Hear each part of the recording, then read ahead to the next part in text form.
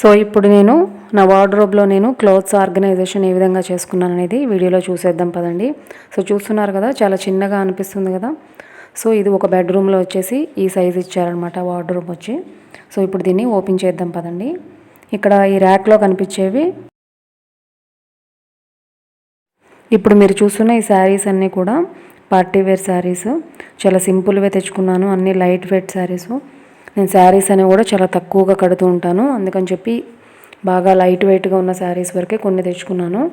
Maximum saris అన్నీ కూడా ఊర్లోనే ఉంటాయి. ఇక్కడ ఎక్కువ అవుట్ ఆఫ్ స్టేషన్ ఉంటాం కాబట్టి ఫంక్షన్స్ తక్కువే ఉంటాయని చెప్పి తెచ్చుకోలేదు.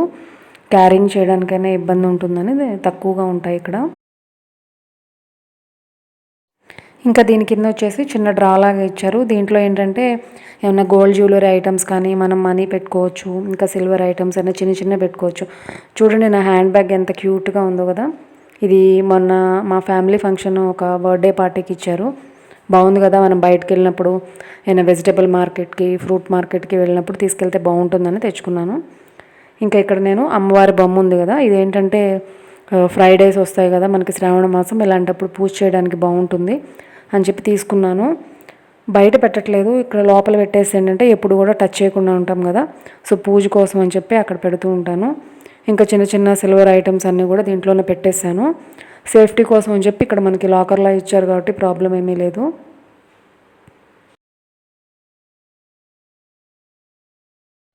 ఇంకా ఈ సెకండ్ దాంట్లో వచ్చేసరికి రెగ్యులర్గా డైలీ వేర్ శారీస్ అనమాట. డైలీ వేర్ అంటే డైలీ ఏమి యూజ్ చేయను, జస్ట్ నార్మల్ శారీస్ ఉంటాయి.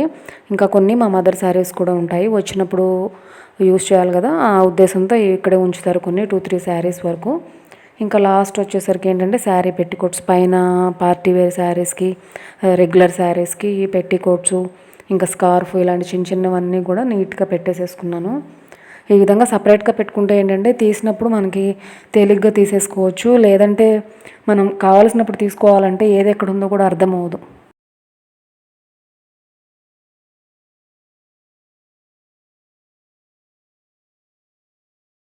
ఇప్పుడు ఈ మిర్రర్ సైడ్ ఉంది, ఇది డ్రెస్సింగ్ టేబుల్ లాగా ఇచ్చేసారు దీంట్లోనే అటాచ్డ్. ఇది రీసెంట్గా అయితే కాదు, కొంచెం ఓల్డ్ టైప్ అని చెప్పుకోవచ్చు ఈ కప్బోర్డు.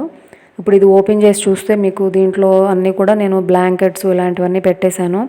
వింటర్ సీజన్లో యూజ్ చేసే బ్లాంకెట్స్, యూజ్ చేయనివన్నీ దీంట్లో పెట్టేసుకున్నాను. ఇంకా కింద వచ్చేసరికి ఏంటంటే జీన్స్, కుర్తీస్ ఇలాంటివన్నీ కూడా రెగ్యులర్గా యూజ్ చేసేవి అయితే వేరే బెడ్రూమ్లో ఉంటాయి, ఇవన్నీ యూజ్ చేయను మనం ఇవి, అందుకని చెప్పి దీంట్లో సర్దేసుకున్నాను. ఇంకా పక్కన ఒక చిన్న హ్యాండ్ బ్యాగ్ ఉంటుంది. ఇంక ఈ హ్యాండ్ బ్యాగ్ వచ్చేసి బయటకు వెళ్ళినప్పుడు ఏదైనా ఫంక్షన్స్ అప్పుడు వేసుకోవడానికి అన్నట్టుగా ఉంటుంది. నావన్నీ మీరు అబ్జర్వ్ చేసినట్టయితే అన్నీ ఇండివిజువల్గా పెట్టేసుకున్నాను, కన్ఫ్యూజ్ లేకుండా ఉంటుంది. నాకు ఇట్లా ఇరుకుగా కాకుండా ఇట్లా ఫ్రీగా ఉంటేనే ఇష్టం, సో అందుకని చెప్పి నేను దేనికి దాన్ని సపరేట్గా పెట్టేశాను. ఇక్కడ ఇంకా కింద ఇంకో డ్రా ఇచ్చారు చూసారు కదా, దీంట్లో మేకప్ ఐటమ్స్ ఇలాంటివన్నీ కూడా పెట్టేసుకోవచ్చు.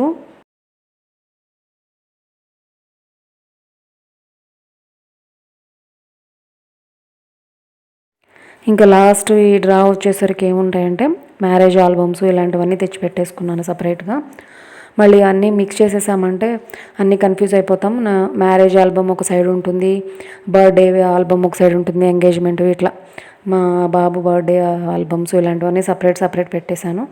ఇంకా కొన్ని చిన్న చిన్నవి ఏంటంటే క్లిప్స్ ఇలాంటివి ఉంటాయి. సో ఎక్స్ట్రా ఐటమ్స్ ఉంటాయి కదా, అవన్నీ దేనికి దాన్ని సపరేట్ బాక్సెస్లో పెట్టేసేసాను. సో చూసారుగా అన్నీ ఈ విధంగా సపరేట్గా పెట్టేశాను. ఒక్కొక్క కప్బోర్డ్కి వచ్చేసి ఒక్కొక్క ర్యాక్కి ఒక్కొక్క ఐటెం లాగా సర్దేసేసాను నేను. సో మిర్రర్ వచ్చేసరికి మనం డైలీ క్లీన్ చేసుకుంటూ ఉండాలి.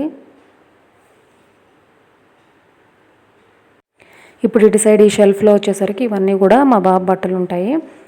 ఇంకా డౌన్ వచ్చేసరికి నావి అనార్కలి కుర్తీసు, పార్టీ వేర్ ఫంక్షన్స్కి అట్లా వేసుకునే కుర్తీస్ అన్నీ ఉంటాయి. ఇంకా ఇక్కడ నేను బ్లౌజ్ పీసెస్ అనేవి ఊరికి వెళ్ళినప్పుడు తెచ్చుకున్నాను. మన ఇంటికి ఎవరైనా వచ్చినప్పుడు బ్లౌజ్ పీస్ పెట్టడానికి అలా విధంగా ఉంటుంది. ఇంకా శ్రావణ మాసం అప్పుడు పూజకు కూడా యూజ్ అవుతాయి అన్నట్టుగా తెచ్చుకున్నాను. మనకి ఇంటికి ఎవరైనా వచ్చినప్పుడు బ్లౌజ్ పీస్ పెట్టి కుంకుమ ఇవ్వడం అనేది మన హిందూ సాంప్రదాయం ప్రకారం ఫాలో అవుతూ ఉంటారు. సో ఆ విధంగా నేను కూడా చేస్తూ ఉంటాను, అందుకే నా దగ్గర ఎక్స్ట్రా ఇప్పుడు ఉంటూ ఉంటాయి. ఇక్కడ కింద వచ్చేసరికి extra pillows and extra blankets అన్నీ కూడా పెట్టేసేసుకున్నాను. సో నేను ఎప్పుడు కూడా ఈ విధంగా షెల్ఫుల్లో పేపర్ వేసేసి నాప్థలిన్ బౌల్స్ ఇవన్నీ కూడా వేసేసుకుని ఎప్పటికప్పుడు ఎవ్రీ మంత్ నేను క్లీన్ చేసుకుని న్యూ పేపర్స్ వేస్తూ ఉంటాను.